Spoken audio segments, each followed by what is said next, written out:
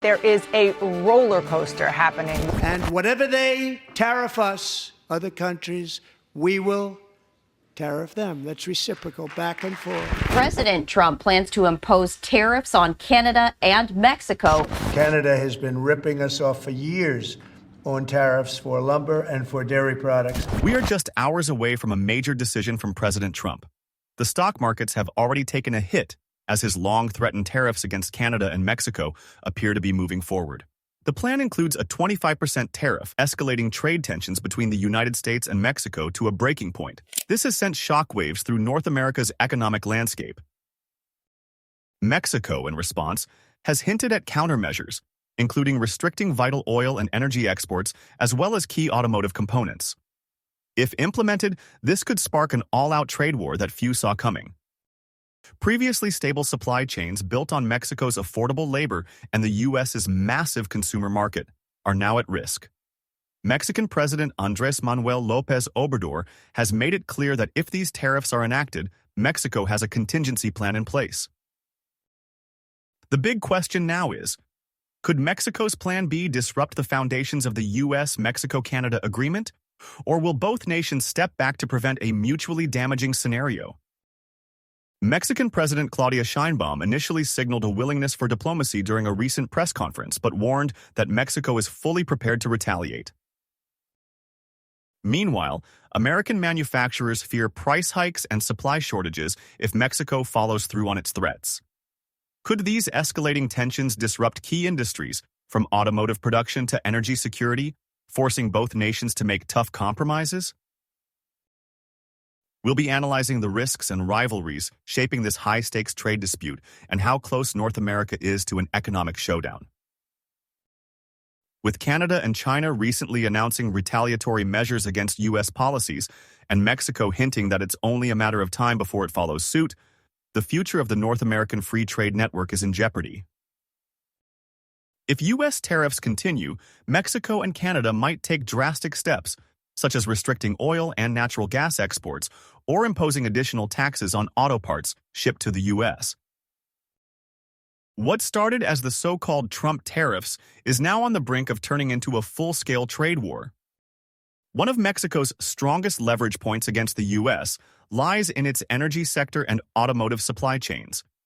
U.S. refineries rely on Mexican crude oil, and the energy trade between the two nations is a crucial element of their economic relationship. In the automotive sector, American, Japanese, and European car manufacturers operate across borders, benefiting from Mexico's cost-effective labor and tax incentives. Every day, countless trucks transport vehicle parts between the two countries. If Mexico decides to cut off or tax these critical exports, the American manufacturing sector could face severe consequences.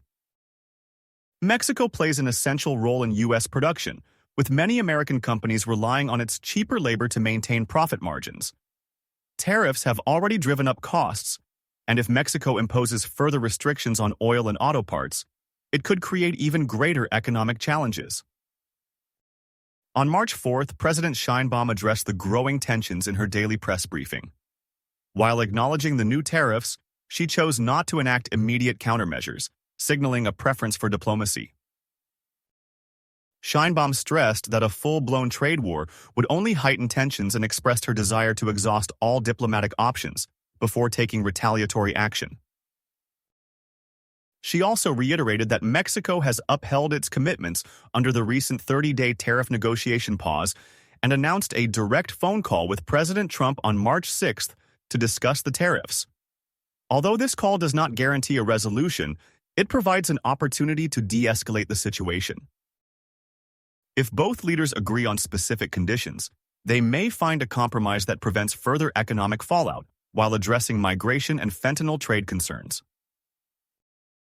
However, Sheinbaum made it clear that if the U.S. refuses to reconsider its tariffs, Mexico will announce its countermeasures at a public event in Zocalo on March 9th. She reassured the public that a contingency plan is ready if needed. When asked about the future of the U.S.-Mexico-Canada agreement, she confirmed that negotiations are ongoing, showing Mexico's commitment to maintaining trade relations despite current tensions. This standoff between Mexico and the Trump administration isn't new. Long-standing disputes over migration policies and border security have added to the strain, but trade is now taking center stage. Under the North American Free Trade Agreement, NAFTA, and its successor, the US-Mexico-Canada Agreement, USMCA, economic ties have been tightly interwoven.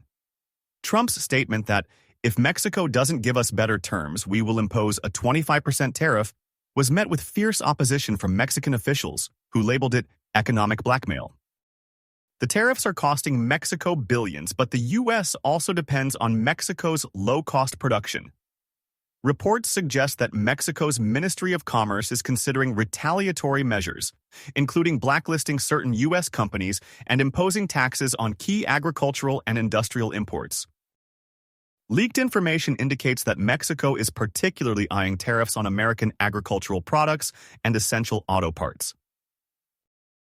Furthermore, Mexico's state-owned energy companies, such as Pemex, play a crucial role in U.S. oil supplies. If Mexico were to limit energy exports or raise taxes, the U.S. fuel market could face supply disruptions, driving up inflation. From a political standpoint, President López Obrador has gained domestic support by standing firm against Trump's economic threats. A hardline stance on trade disputes can fuel national pride in Mexico, just as Trump is leveraging the conflict to rally his voter base. His argument that Mexico has taken advantage of us, failed to secure our borders, and deepened our trade deficit resonates with his supporters. Yet economic experts warn that this is not a win-win scenario, but a lose-lose situation.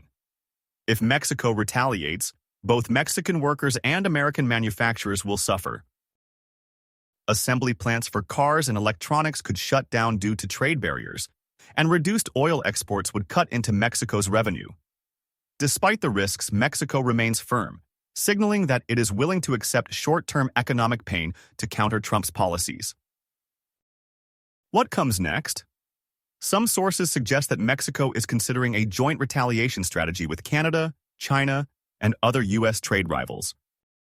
China has already announced a 15% tariff on U.S. goods starting March 10th, while Canada has hinted at imposing taxes on American brands like Tesla and limiting U.S. imports. If Mexico joins forces with these countries, the Trump administration could find itself cornered on multiple fronts. This would place significant pressure on American manufacturers, farmers, and the energy sector. If Mexico restricts oil exports or increases prices, U.S. refineries, especially those in Texas, would need to scramble for alternative sources. Fuel shortages and price spikes could drive inflation higher, creating additional political risks for Trump ahead of the upcoming elections. Even if Trump insists that his tariffs are about protecting America, rising costs could trigger backlash from businesses and the middle class. Meanwhile, López Obrador may use this situation to reinforce his message that Mexico will not be bullied. Mexico's economic power is not unlimited, as the U.S. remains its largest trade partner. However, this confrontation could work as a high-stakes gamble, forcing Trump to reconsider his stance. Mexico is making it clear that if the tariffs remain in place, it will respond decisively. Will both sides find a diplomatic solution? Experts believe they might, as the economic risks are too great. Trump could adjust the tariffs to target specific industries or grant exemptions for Mexican auto parts, while Mexico might choose not to disrupt oil exports. For now, both nations stand firm, preparing for a potential showdown. The question remains, is Mexico's stance a serious warning or just a strategic move in negotiations? The US is also heavily dependent on Canada, specifically in terms of oil. It buys nearly all the oil Alberta produces. Now a lot of people think that US could just buy oil from somewhere else. But here's the problem. Not all oil is the same. American refineries are built around Canadian heavy oil. Switching to a different source isn't just like changing a gas station. It's a month-long, multi-billion-dollar adjustment that disrupts the entire industries. And while the US has money, supply problems aren't solved overnight. Remember 2022? When a major geopolitical event threw global energy market into chaos? Price spiked, industries suffered, and government scrambled to stabilize supplies. A Canadian oil cutoff could trigger the same kind of crisis, except this time, it's happening right at America's doorstep. But even if the US wanted to replace Canadian crude, there aren't many alternatives. Heavy crude is produced only by a few countries. Let's have a look at that. So these are the countries which produce heavy oil. And now here it's get a bit tricky. US sanctions has effectively blocked imports from Venezuela, so it's off the table. Next is Mexico, a supplier, but the production has been declining for years. Next is Iraq. It exports heavy crude, but not nearly enough to replace Canada. And the last one is Asia, geographically out of the question for cost-effective transports. In short, there is no quick fix. Changing suppliers would take years, requiring new contracts, logistics, and infrastructure changes. This puts the US at a major disadvantage, vulnerable to supply shocks, refinery slowdowns, and a full-blown energy crisis. Now, many of you might think that the US produces a lot of oil, and yes, that is right. At first glance, it's easy to see that the US is the biggest oil producer in the entire world, more than Saudi Arabia or Russia. Which brings me to the next point. Why the US can't use the oil it produces. As you know by now that Canada produces 4 million barrels per day and sends them over to the US, and the US produces about 12 million barrels per day of its own oil.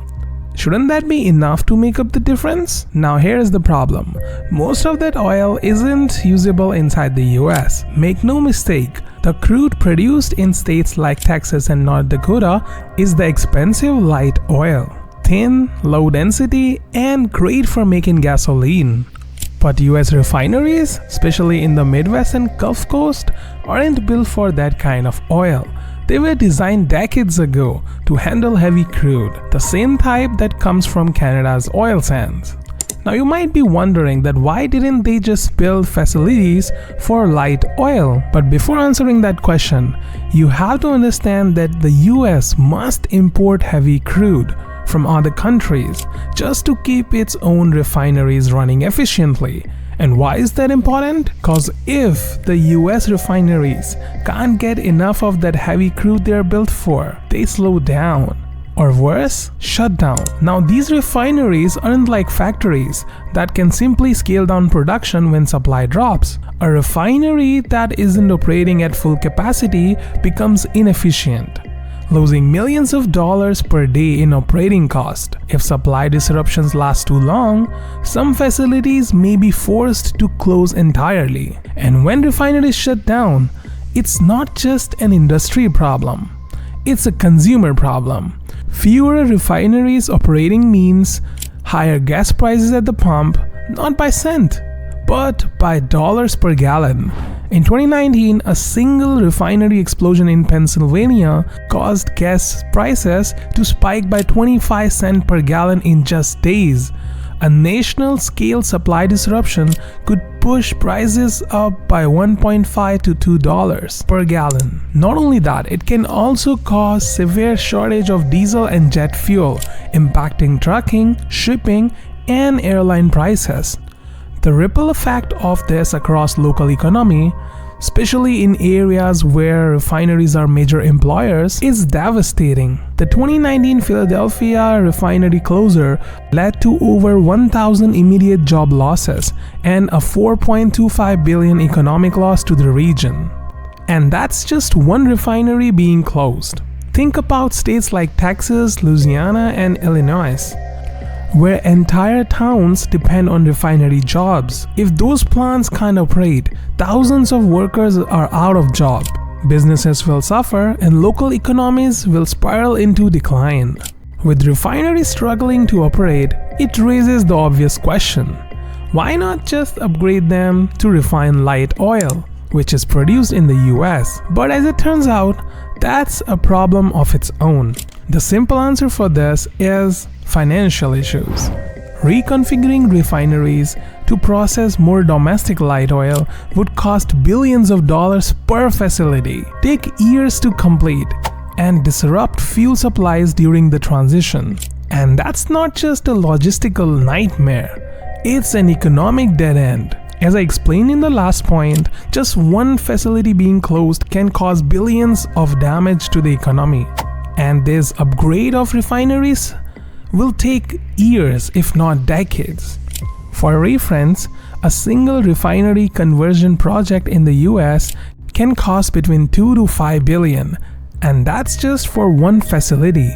The entire US refining sector would need hundreds of billions to shift away from Canadian crude. That's money companies won't spend when it's far cheaper to import oil instead. Canadian crude, even the transport costs, is economically viable because refineries are already designed to handle it. Upgrading would mean taking facilities offline for extended periods, during which fuel prices would spike even higher.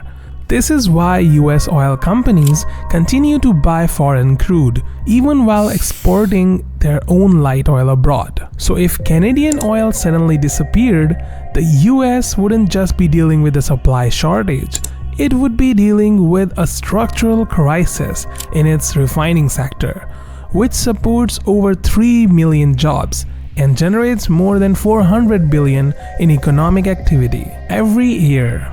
The path ahead for Canada wouldn't be easy either.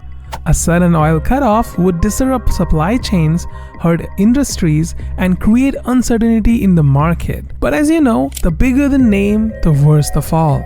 And for the US, that fall would hit where it hurts the most, its energy sector. The US wouldn't just take a hit, it would be wounded badly. Supply shortages, refinery shutdowns, and energy inflation would ripple across the entire economy. Meanwhile, Canada won't walk away unscathed, but it can control the damage in the short term and completely reshape its energy strategy in the long run. Unlike the US, which is trapped in the need for heavy crude, Canada has leverage. It can redirect its oil elsewhere, and there is no shortage of buyers. Asia is the biggest energy market, and with Europe still searching for stable energy suppliers, Canada has more paths forward than the US does. This isn't just about oil, it's about who can adapt faster, and right now, Canada holds the advantage, while the US is left scrambling for solutions.